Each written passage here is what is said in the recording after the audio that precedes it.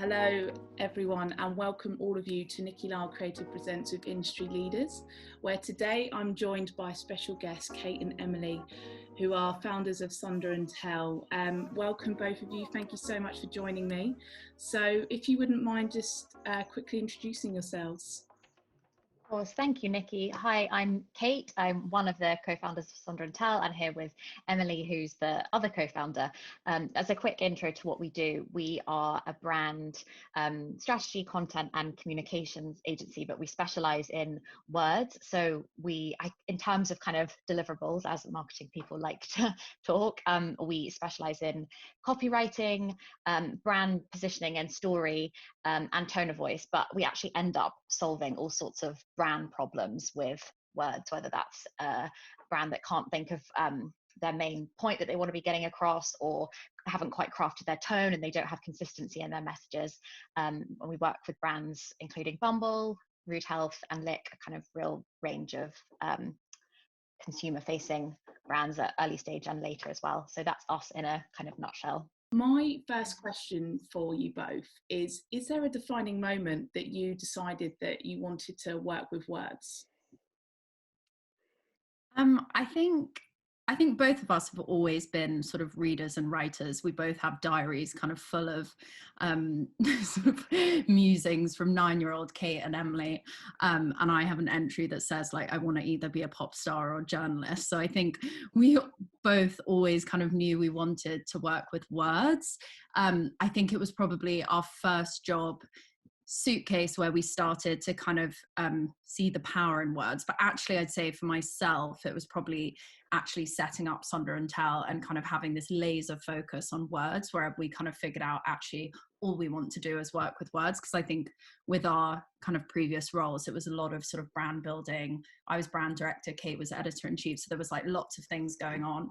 But I think kind of having a laser focus at Sonder Tell kind of helped us figure out that what we wanted to do was all about words. I don't know if you're the same, Kate. Yeah, I definitely agree with Emily in that. I think we've both kind of always been into stories and read a lot, wrote a lot as kids. I was thinking about this and I had this weird memory of being at school, and my friend and I were drinking innocent smoothies, and obviously everyone knows their tone of voice. They have on the bottom, like, don't look at my bottle and things like that, just this really chatty, friendly tone. And we wrote to them, we wrote to Innocent, and signed off from pie face and tea cake. And anyway, they replied to us and were like, oh, we've just eaten 2 of your friends for lunch. And I remember being like, I guess I didn't clock it at the time because I was 12, or actually probably too old to be doing that. But I think that's probably the first interaction I had with a kind of brand, being like, oh, they almost feel like they're a human, and if we write to them, they respond in this kind of tone of voice. And I didn't clock at the time and be like, brand tone of voice is what I want to do. I think it's late that kind of must have started this sort of train of thought. Well, I remember Innocent as well, discovering them as a brand and their tone of voice, and everyone went just bonkers for them. Yeah, I think it felt quite fresh at the time, and I know now people sort of almost, they can have a bit of a backlash against them. Lots of people have tried to almost copy that tone, but that original voice is still so clever and well done. Yeah, no, I agree. So how did you initially start out as content creators? So you both met at SUITCASE? Yeah, we both studied Spanish at university, and we both did a year abroad in Barcelona, and we had a mutual friend who put us in touch. And how we started writing together, as we started a column which was kind of based on life in Barcelona, and then when Kate moved to Madrid, it was kind of one part Madrid, one part Barcelona, and so we kind of had that experience quite early on, of having to create content every week that was kind of different and exciting for an audience that maybe wasn't entirely in Barcelona as well. So I think that was our first kind of content creation together. But I'd done like school papers and magazines and that type of thing, kind of all throughout my childhood and university. I think at the time, though, I never would have called it kind of content creating, what we were doing for SUITCASE. Yeah, I true. thought of it as kind of it was journalism.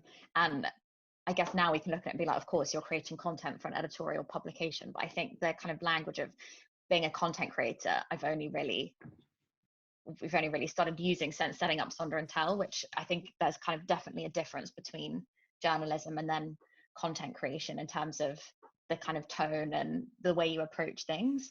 But that was our first kind of foray into writing. I think also at SUITCASE, I then helped SUITCASE set up their content creation agency. So while Kate was kind of editor-in-chief of the magazine and writing kind of for the print publication, I think that was probably my first experience of like real content creation, where you had like clients that you had to create content for.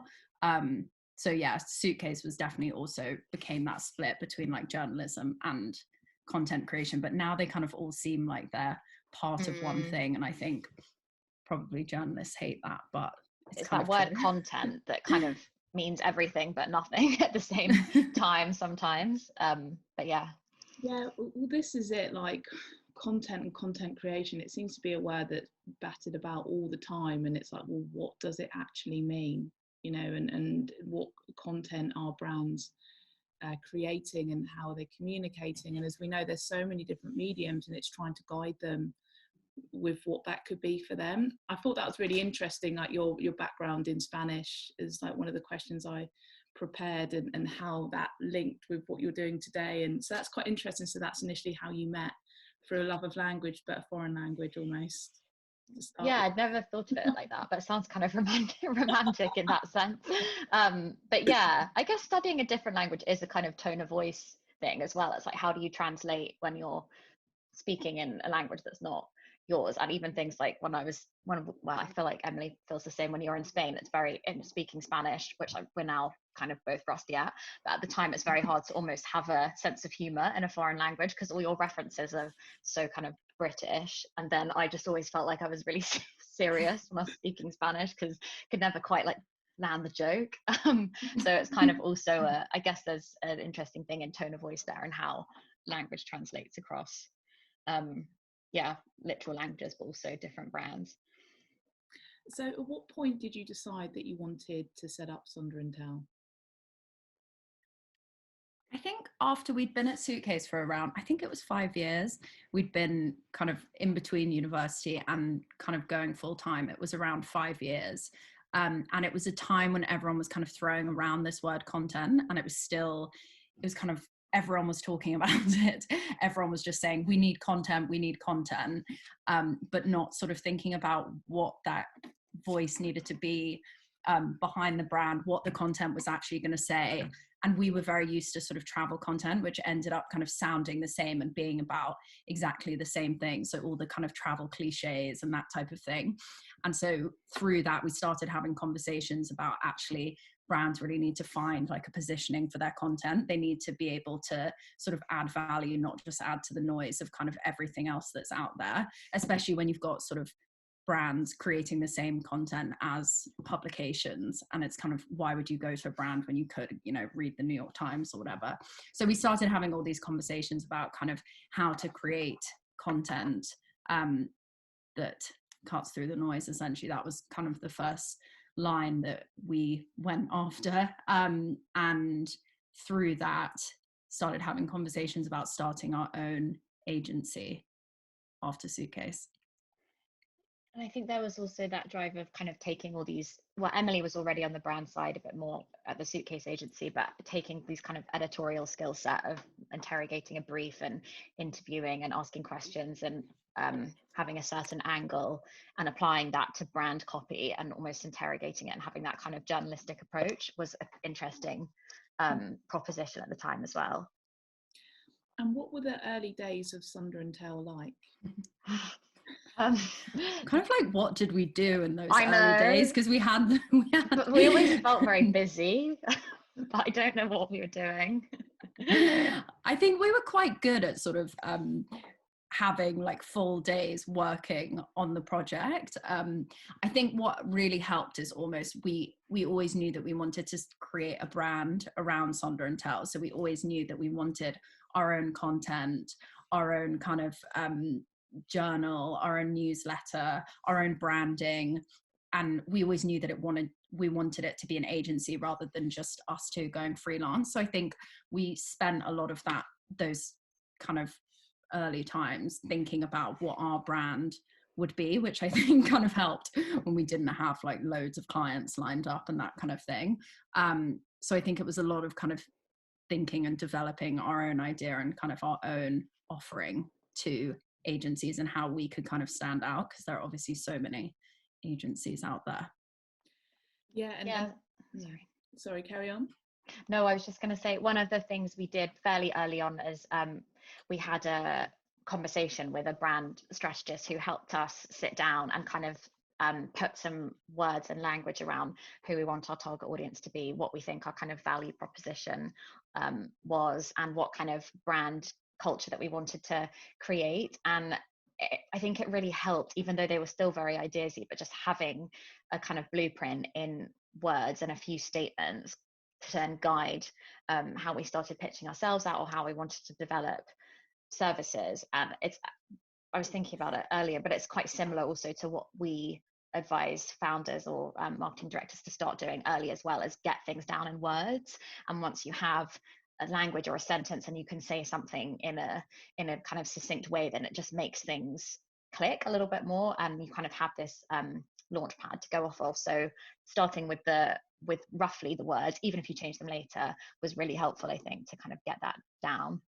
Yeah. And even actually with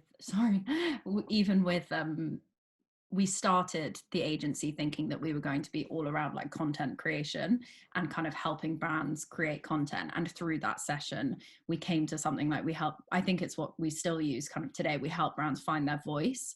And so actually it kind of steered our agency in a different direction than we'd been talking about originally. So it kind of went from content creation to actually helping brands find their voice. And that was really useful in the early stages, because it kind of helped set us apart from other sort of full service content agencies. Yeah, I agree. And that's one of the things about Sonder Tell that really stands out, is if you look at your brand and how you positioned yourself and how you've created that brand, everything from your website to your social media to the newsletter, which we'll get onto later. But you can tell you've worked really hard actually for what you produce for yourselves, which is part of attracting good clients as well. And the devil really is in the detail. And I honestly think you've really nailed that with your own branding, and from what I've seen. And it's always really worth doing that, because I know that when a lot of agencies start up, they don't always focus on that stuff to do with their own brand, but I think it's really worth that in the beginning to establish who you are and package yourself up properly. Yeah, I think it's also just something to show potential clients, because it's not like Emily had a bit of agency background, but it's not like we kind of set things up with this big bank of clients who are moving with us. It was very much going out there, having conversations and trying to build up network and leads that way. So, but I think for people that don't know, we have a kind of interview platform where we interview. At the beginning, it was more journalists and authors, but now it tends to be more marketing directors, brand directors, about storytelling. So at the beginning, we'd interviewed people like Dolly Alderton, who, some contacts that we had from SUITCASE, and it was quite useful, having that to kind of spend our time on when we weren't super busy, but also just showing people that we were about stories and that kind of thing. So they kind of got a sense of what we're about before we had a really solid kind of case study to show. And how do you attract your clients? Sorry, you go. No, I think there's lots of different ways that we attract clients. I think at the beginning it was very much sort of any friends of friends that were starting businesses and kind of needed copy or a bit of strategy. We luckily got some good clients very early on, which kind of helped us grow and kind of shape our business too. I think now there's like kind of different ways. It's either kind of referrals from other brands, our own kind of marketing, so podcasts, that kind of thing, and also our newsletter and content. So even just as Kate was saying, sort of interviewing marketing directors, having that kind of community of marketing directors and a culture of storytelling, I think draws other marketing directors to our brand, which is kind of was always the plan in the first place. And our newsletter as well, as you mentioned, was always a tool to show clients kind of our thinking, our strategy, our storytelling, and what we were all about. And it has actually definitely led to clients. But as Kate was saying, it's putting out things that people enjoy and kind of then encourage them to want you to do it for them too. So it's like a great newsletter will then lead to a brand wanting us to do a newsletter for them. Great journal content shows that we can come up with a strategy for your brand. So all of that, even just like writing our own story, having a great pitch deck, shows that we can do that for other clients. So I think that has been kind of our strategy from the beginning. Yeah, because I think now we're getting good referrals and word of mouth, but that's taken about 3 years. So it takes a while to build up that kind of reputation where people are passing you on, and we have this great project, speak to Sonder Tell. But in the meantime, the newsletter and having those tools has been really helpful, and it's kind of something that you own the direction on as well. Yeah. Also, I was going to say, I think having a niche quite early on was quite useful for us too, because I think if we'd, for example, been a creative agency or a full service content agency, I'm not sure content would immediately bring up S&T, but because we kind of decided to go after tone of voice and brand story, it meant that actually a lot of people would, you know, really early on, someone that Kate knew from a swimming group she was in was talking about content and tone of voice, and Kate got us into an article on the FT because of that. Courier came to us and like asked us for tone of voice advice. So it was almost by having that niche that we could promote and kind of focus on and talk about, meant that people kind of came to us to talk about that. And kind of, I think, not obviously it's not like tone of voice, Sonder Tell, but it helps to kind of have that focus for us.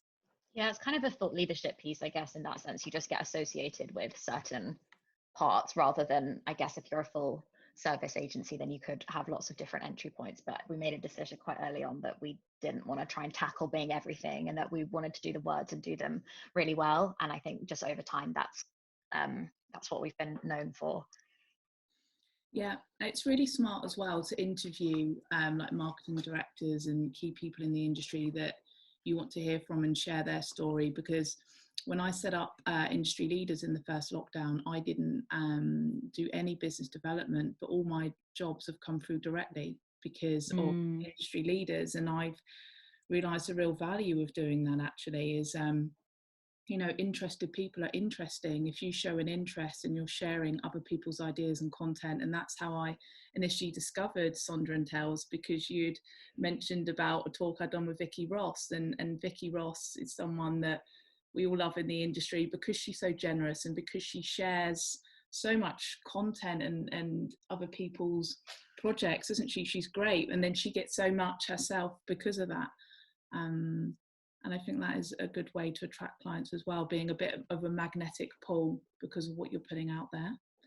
And it does take time, as you said, it's taken a few years for you to get to where you have. And this is something I try to explain to people all the time. It's not an overnight thing. You don't set up an agency and set up a website and all the clients come running to you. It just doesn't happen like that. Definitely not. Yeah, I think all of our stuff took, like, I think, did we launch the newsletter when Kat joined, Kate? Yeah, so that was, what, two and a bit years in that we did that, but we had a sign up to our newsletter button on our website since the beginning. We just hadn't actually got around to kind of conceptualizing it. So yeah, that was 2 years in, and I think, yeah, that will now be 4 years this year. But at the beginning, it felt more, I think, like we were kind of going freelance together, the two of us, and then has just become this business, which is partly just us getting a bit bigger and having bigger clients, but also us kind of making us treat it a bit more like that, I think, as well. So that's been useful. What's the reason behind the name Sonder Tell? So it took us a really long time to land on the right name, which I think is probably just a product of having an agency that's all about words and then putting all this pressure on yourself to be like, that this is your name. It's like the words, you've got to get them right. We came across the word Sonder in I don't know if you know the Dictionary of Obscure Sorrows, but it's this project that an American linguist called John Koenig set up to put words and language to obscure human emotions that haven't got a word for them yet. And one of the words in there was Sonder, and it's that moment of realization that everyone has their own story. So in a pre-COVID world, you would have got it when you're riding the bus and you look around and you're like, oh, this person has a mum, or I wonder what they're thinking about, or, you know, that person looks sad, that kind of thing, where you kind of have this, you build out everyone's imaginary world for yourself. So the idea was that everyone has their own story and we help them tell it. So it's kind of that dreaminess of storytelling, but also the quite directness of something like tell. And that was what we landed on, but it took us a long time. Yeah, that's great. I remember discovering that word Sonder, actually. Like you say, when you look at a person and you imagine up until that point, if they might be in their 20s or 30s, they've had a whole life and a history of, that they've lived, and at that moment you've met them, and that realization. And I remember thinking, oh my God, I can't believe there's a word for that. So that makes so much sense, Sonder and Tell. Okay. Yeah, I think everyone's experienced it. They just don't know, didn't have the word for it. Yeah, and you feel strange. It's like, am I thinking this obscure thought? And then all of a sudden you discover there's a word Sonder. Yeah, exactly. Yeah, definitely. There are lots of German like great German words for kind of obscure emotions and things that you haven't thought of before. I really like that exercise of kind of trying to name things that... There's one called, in German, there's a word called earworm, which is when you can't get a song out of your head. Oh, yeah. Which is so good. Yeah, it makes so much sense. Yeah, definitely. So what advice would you give to any juniors that are listening? I was thinking about this. We were kind of having a conversation about this the other day. I think personally, to get into copywriting, we've actually just gone through a hiring process, which wasn't actually for a junior, but kind of have been speaking to lots of people as a result of that. And I think showing like this really keen enthusiasm for copywriting is so key to get into this industry. Because I think some people kind of think of copywriting as like, oh, I'm a writer and like I'd like to try some copywriting, whereas actually the people that have kind of really dug into like what copywriting entails, like who are the copywriters that you should look up to, like a Vicky Ross. Do you have like a folder of copy from all these different brands that you can draw on?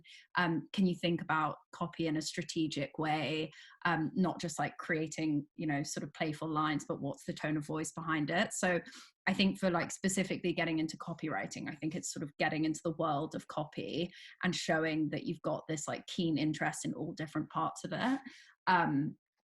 But that's like specifically for copywriting.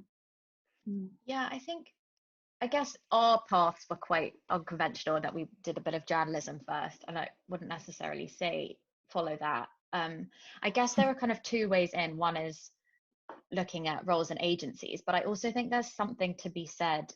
Could be copywriting, but in terms of perhaps content and marketing more generally, into going into a startup that's quite early stage. And if you're a good writer, just making a real case for good words to be kind of at every touch point. Because I think that's part of what we argue for. It's like, yes, writing shouldn't just be on your marketing team. It should also be, or good writing, your customer service team also need to know how to use your tone of voice and to write really well as well. So if you're a good writer, can get into a startup and can, yes, contribute to marketing, but also kind of customer service or different parts of the business and make a case for words across the whole kind of shebang, then I think that's also quite powerful. Yeah, so kind of two different ways. So I guess wouldn't discount going into a startup as well and just writing in every way you can there. Yeah, I was also just going to say, I think writing exercises, because I was even having a conversation with my mum yesterday in the sense of like, even at SUITCASE, because I was kind of brand director and then content director, I didn't actually write every single day because I was doing so much other things. And it was only at Sonder Tell that I started kind of writing every single day. It was like 90% of my day, and my writing has got so much better as a result, and just kind of practice it. And I think sometimes if you don't have a job on, or if you're freelance, for example, not you kind of get stuck in this rut of not writing. And I think finding writing exercises to do, brand exercises. What was the thing you said the other day, the 1-minute briefs that are online, all of those kind of creative fun exercises I think are really good to practice. And it's also something really great to show if you go into an interview that you kind of have this practice of writing in your own time. Because when we were interviewing people, it wasn't like, oh, what's, you know, the biggest campaign that you've done that's had the most sort of views and had this success or whatever. It was more kind of looking at the writing that people have done, whether that's kind of in their own time and with their own imagination, or for a big, you know, global client. So I think having, practice and having a practice.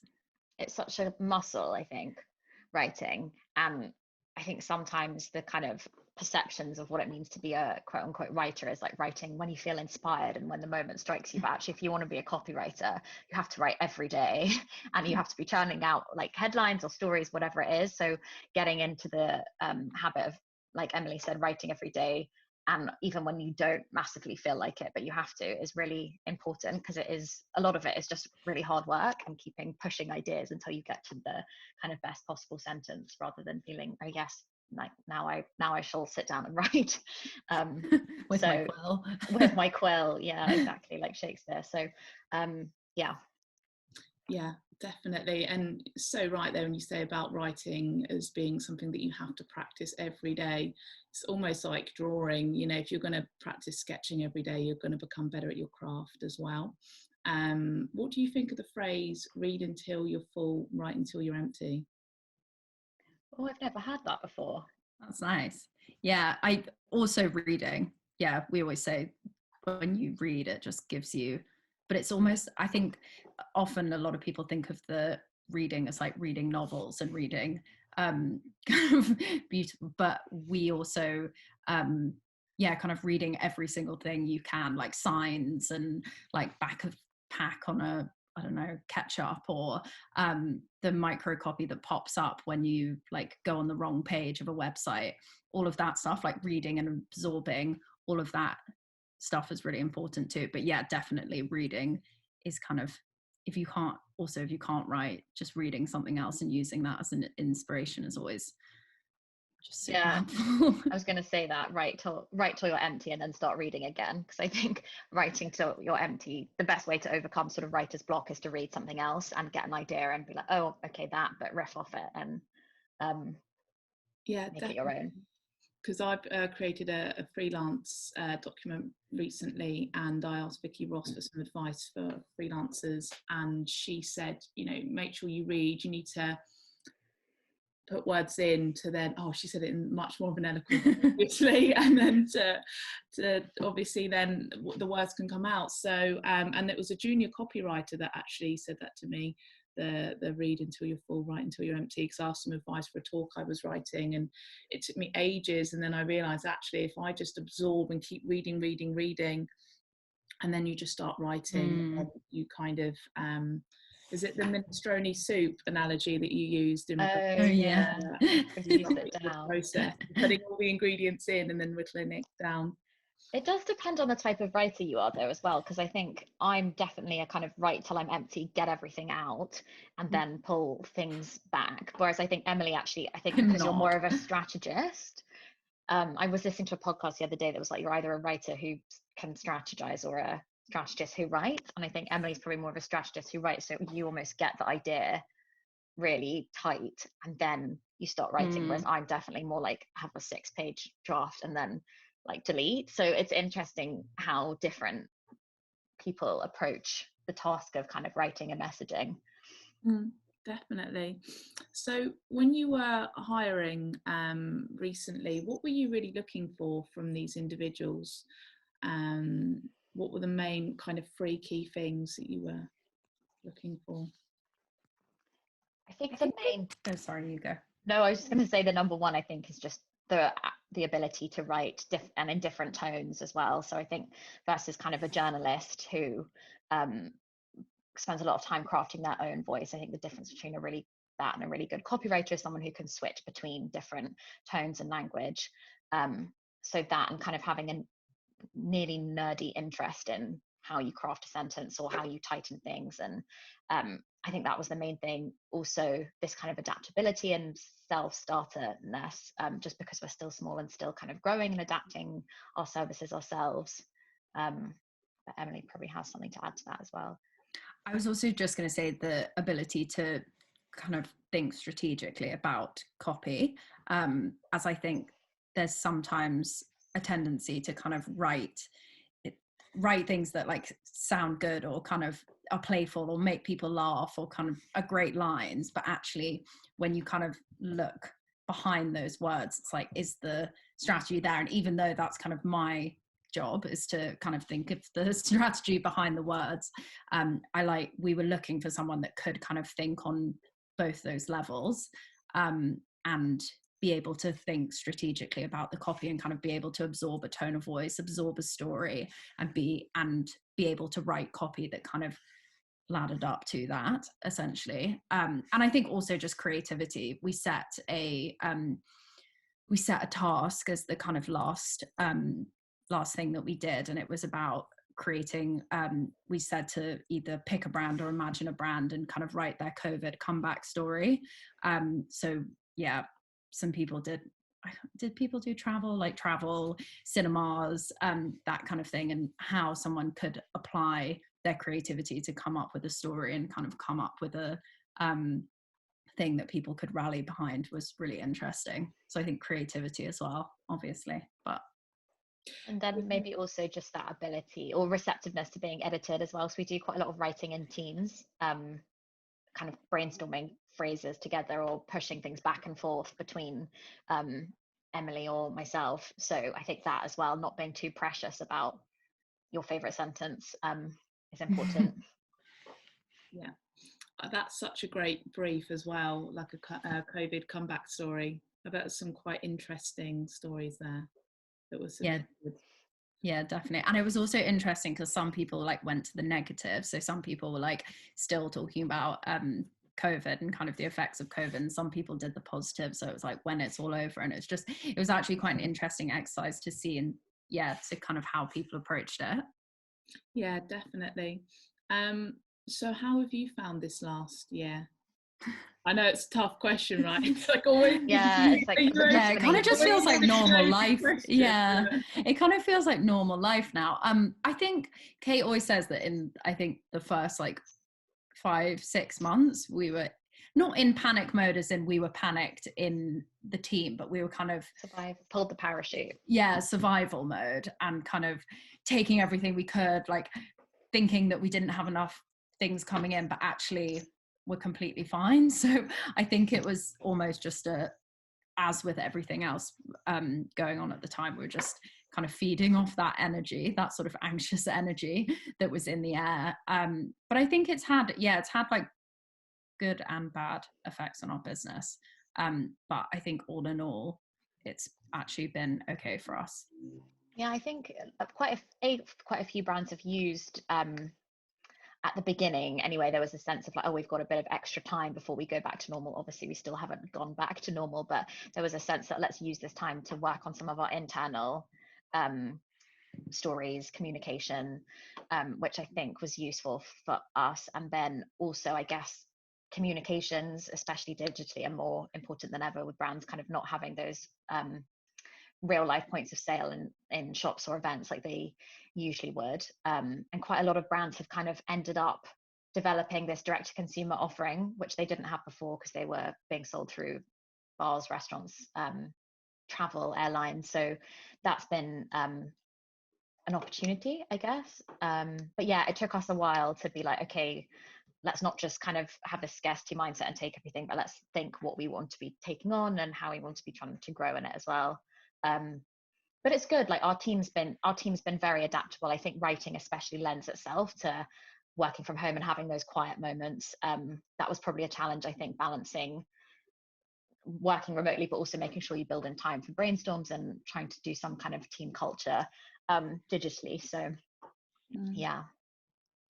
I found it was one of the few sectors where clients were still looking for people, was copywriters, because they were like, well, how do we communicate with people that are at home on social media? Like, help us.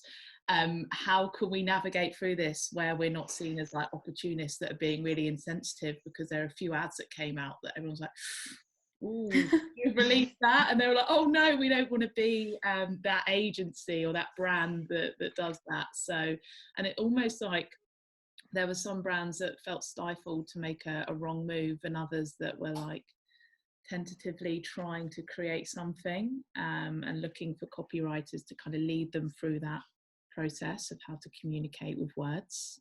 Yeah, definitely. Even just like the conversation, sorry, Kate, even the conversation around like unprecedented as a word was almost a conversation starter for us, because it was, everyone was talking about every brand saying like unprecedented times, and like what was the actual unique way that a brand would deliver that message.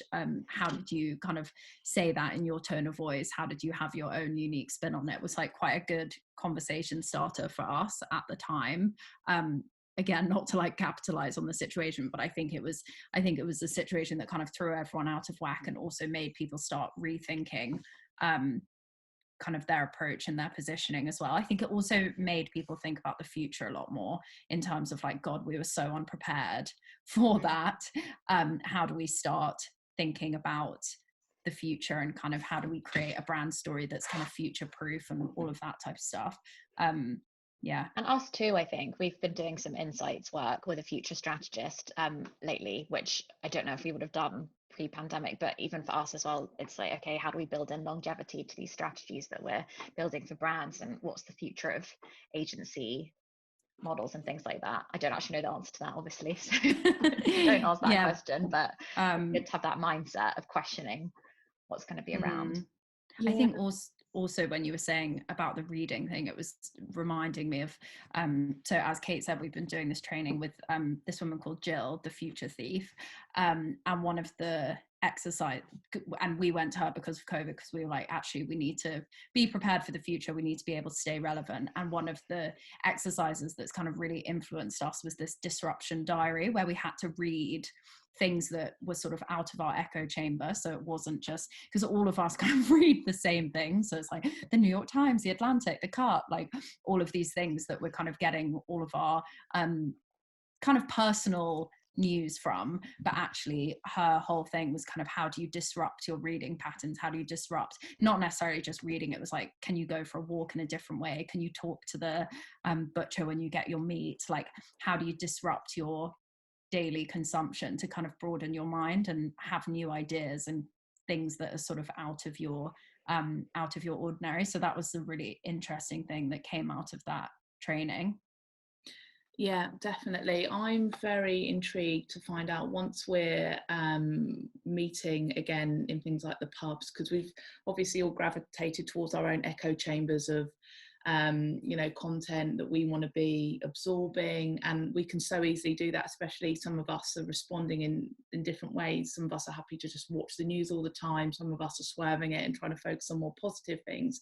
But I do wonder, because these conversations haven't been happening like in the pub, where you overhear something, like, oh, hang on, that's a bit off, where people aren't managing to exchange dialogue with people that aren't necessarily within their inner circles. I just wonder who we're going to meet at the other side. You people that I know, and how we're going to communicate. Yeah, or just this like rabbit warren of a certain view, and social media keeps, as we know, Facebook, through the algorithm, feeding them that information and those articles all the time, and how that's affected everybody. I think Kate said as well with COVID, it's because I think I went through a period where I was just like, oh, I can't deal with the news. I'm just going to shut everything off and sort of live in my own bubble, because I feel better there. And almost during COVID, it has been a bit of a protection thing. And I do understand that, because it's when you've got all of these, I don't know, like even I picked up a book the other day and the first page was so sort of dark and gloomy, and I just sort of repelled from it, because I was like, oh, the world is so dark and gloomy, I can't really read that right now.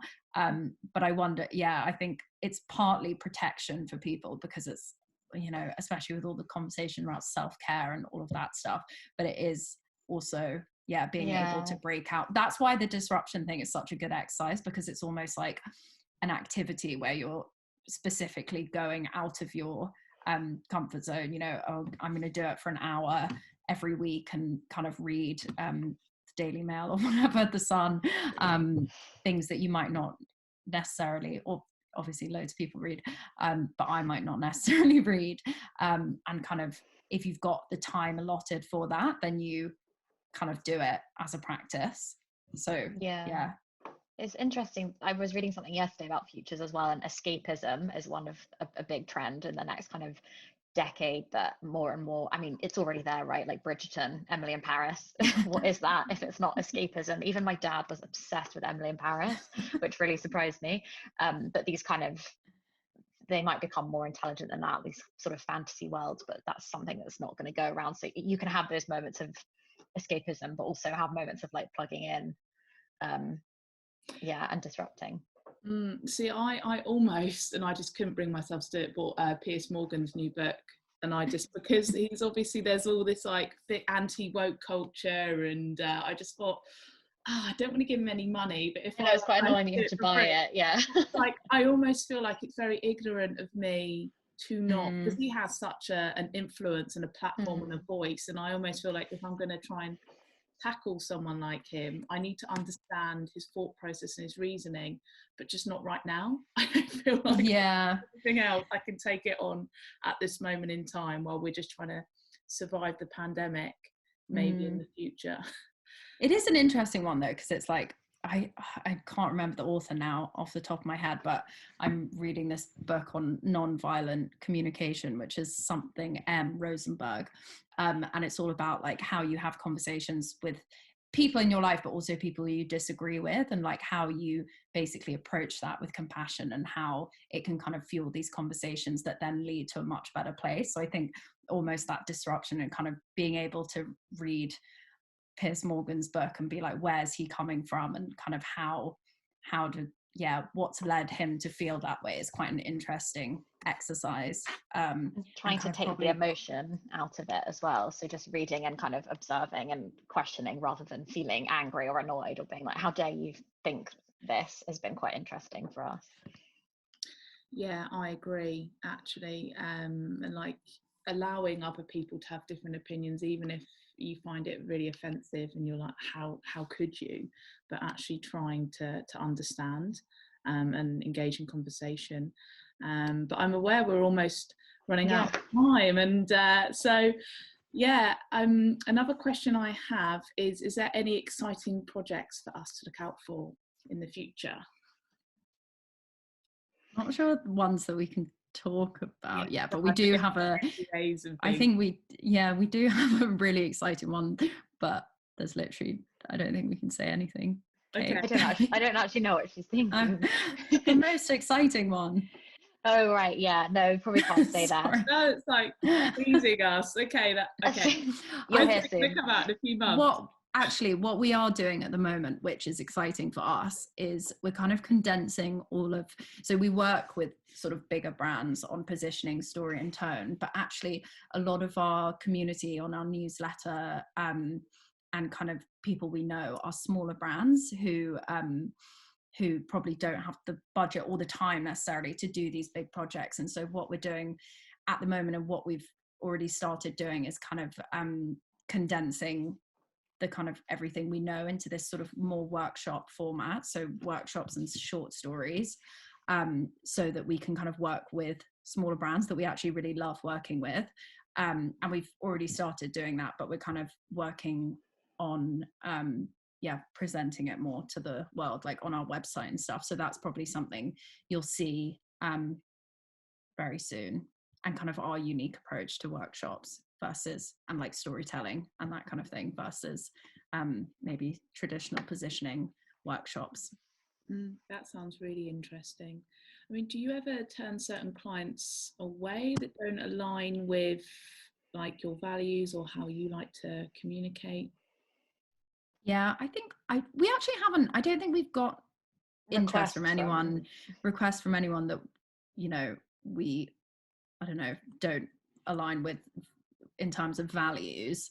But we definitely, for really small startups, it's sometimes, I think before, what we try to do is kind of try condense everything that we do for bigger clients into a project, but it didn't really work for them or for us. Whereas now what we're doing is this more sort of sprint style workshop and short story, so that we can work with those smaller brands, as those brands always have so many great ideas and kind of they're at the start of their journey. It's actually really fun for us to be able to have such an impact on their story and tone. And also they're usually people that really carry it out, because there's like 1 or 2 people on their team. So it's much easier for them to kind of onboard and get going with. So it's really exciting for us to be able to work with them. But yeah, we've just kind of found a new way to do it. Whereas I think before we'd say no to small businesses or individuals quite a lot, because we didn't really have the capacity to be doing what we do for bigger clients for them. Yeah. Okay. So I'm just going to go to the Q&A section. So thank you so much for answering most of my questions. So let's see what we have. So Kieran has asked, as a designer trying to position myself as having copywriting skills, what would you suggest practicing every day? What are your favourite collaborative brainstorming techniques? I think we publish lots of different writing prompts in our newsletter, the word, but they're not, I think what is quite intimidating if you're practicing copywriting is being like, okay, I've got to write my brand's tagline, or I've got to write the headline on a piece of copy. So I think if you can break those bits of writing down and do it in ways that feel less scary. So some of the things we suggest is write an out of office in your brand's tone of voice, write a Valentine's Day card in your brand's tone of voice, or a Christmas card, write a note to a friend. How would your brand wish someone a happy birthday? Or how would they say thank you? Try practicing in smaller ways and then work up to the kind of bigger stuff. That's a good idea though, kind of compiling lots of prompts together. We'll have a think about that. What was the second The other thing I was going to say is brainstorming. I think with design, if you're doing like lots of design concepts and kind of creating packaging, a good exercise would be to like write a little story about why you've done that in the brand tone of voice. Because I think sometimes designers create they'll be like, okay, these are the colors, these are the this is the font, and almost the bit before it's like the strategy writing, which is kind of formal and quite stunted often, like in design decks that we've seen. Whereas actually if you could kind of absorb the brand tone of voice, come up with a little story of why you've chosen that font and kind of why behind the design, and put that into a story which is in the brand tone of voice. Because I think usually designers put it in their tone of voice and then show the brand development, whereas actually if you can put it into the brand tone of voice, it kind of makes everything really cohesive and then kind of positions you as someone who understands design and copywriting. So kind of practicing writing entire decks essentially in the brand tone of voice, not your tone of voice, is something that we do quite a lot. In terms of like collaborative brainstorming, I don't know if we have techniques for that. No. I think a lot of our brainstorms come off of workshops that we do with clients. So all of the themes and ideas. So Kat, our project manager, will kind of pull together the themes and ideas that were brought up in a workshop, and kind of the questions they've answered. And then all of us will almost like answer the questions as well, because in workshops we're usually just listening, but in our sessions together, we'll answer the questions and kind of think how they could develop those themes and stories. But we do have a tool though. Miro. Yeah, we use Miro to brainstorm those ideas. And then I think our collaborative brainstorming is kind of our writing exercises and writing and editing each other's work, which is maybe harder if you're a freelancer.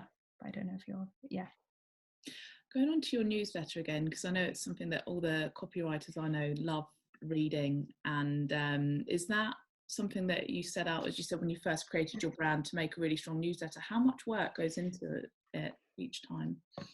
So we always knew from the beginning that we wanted to have this culture of stories, and we started with the weekly interviews with writers and content creators. So we had that. And then when we came to kind of conceptualize the newsletter, we were thinking about the kind of areas that we can have expertise in, which were kind of strategy, storytelling, tone of voice. So we have an opinion or a review piece every week, which is either kind of our opinion or a review of someone else's, a bit of writing advice, a writing prompt, the interview with someone from a brand, and then a featured brand, which is either a brand that's done something really cool, or it could be a kind of case study.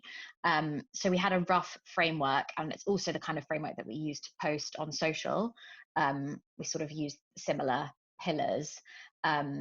But actually, it's quite recently we've started theming the newsletters. So last week's subject line was brand positioning is our love language, obviously because it was Valentine's Day week, and kind of all the content was about love in various ways. So a lot of work goes into it to answer that question. Kat kind of runs it, and we sort of write bits of the opinion, edit it together, and then she compiles everything. But I think it's worth it, and but it is a big piece of work. I also saw someone put a question in the chat. I don't know if you saw, did you see that? Oh yeah, sorry, I thought. Yeah, so it says, I work as a marketeer copywriter in the corporate sphere for various reasons. I want to work in creative brand writing, where I'm interviewed for creative copywriters roles. They always ask, why? I can never think of any answer other than because I'm a creative writer and I'd like a creative role, which isn't ever good enough. Any advice for articulating this more persuasively? That's a tough question. I'm trying to think what some people answered, because I think that was our first question on our copywriting. I guess if someone's interviewing you and they're asking why, they want to know what you can do for them rather than that you're just good at it. So we always say to brands, like, make the customer the hero of your story rather than yourself. So I guess in this case, you could flip it and be like, what I can do for you, rather than just saying that you're good at something. And I would also try, perhaps, if you want to show that I guess if it's a verbal answer, it's harder, but if you're writing it out, almost tell a story and make that quite creative when you're writing it. Almost start telling a tale about a time words were really important and that you nailed them, and that shows that you can be creative and tell a story within your answer rather than just saying that you're good at it.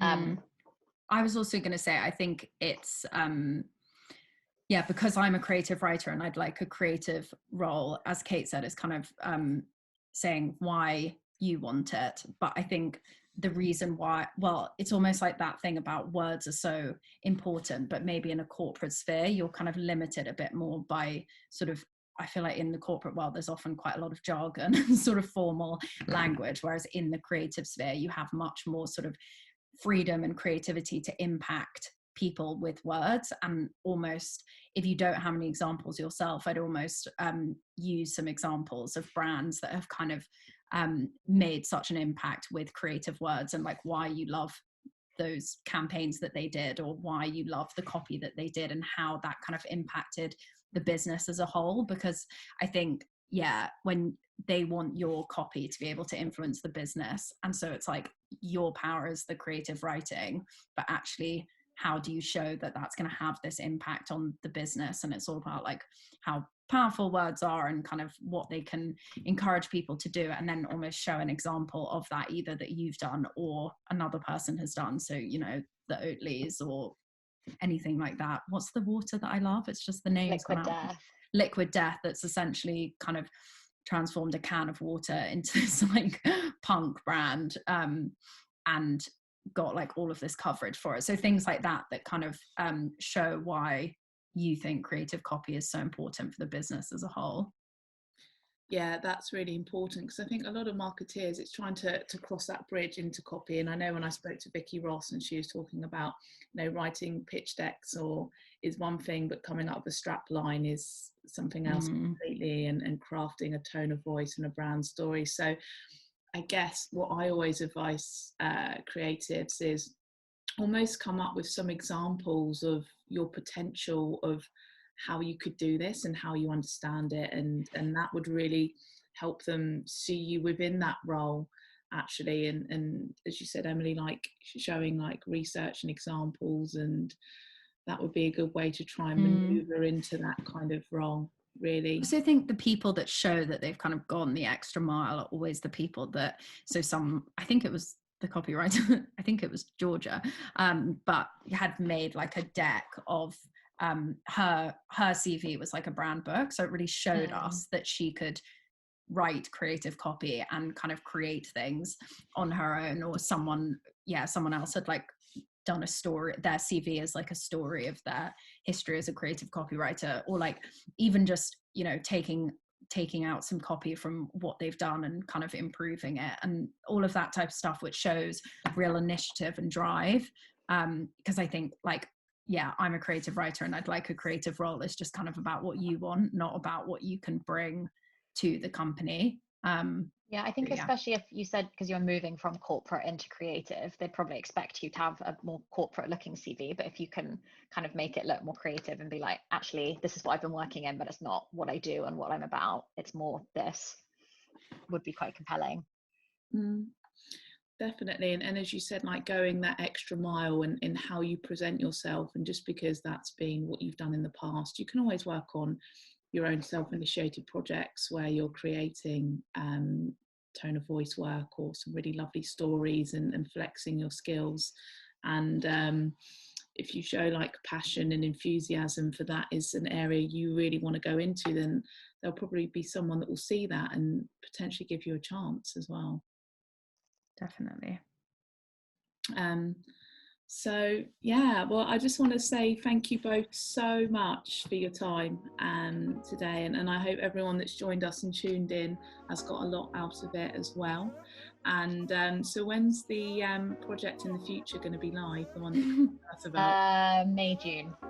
Okay. So we'll be able to share then. But yeah, thank you both. And great, thank you so much. Thank you, Nikki, for a really lovely conversation. Yeah, and everyone for joining. Yeah. And if anyone wants to hear more, sign up to our newsletter. The word. Yeah, signing off.